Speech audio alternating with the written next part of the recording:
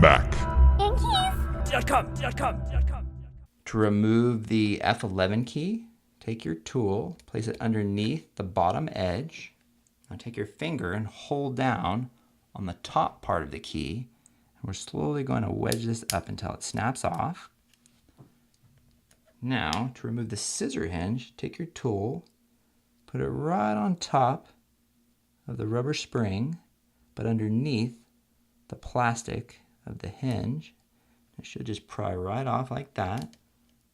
And there you go, and they're really small, delicate.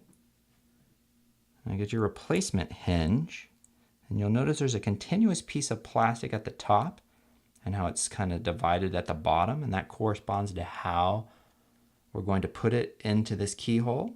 So let's go ahead and take that, drop it in best we can. Now we're going to use our finger to push down on both sides until it snaps into place. There we go. Now get your replacement F11 key. Stick it just on top there. And now we're going to use our finger to push down so that the clips underneath the F11 will attach to the actual scissor clip. And you've installed your F11 key. Back. Hinge.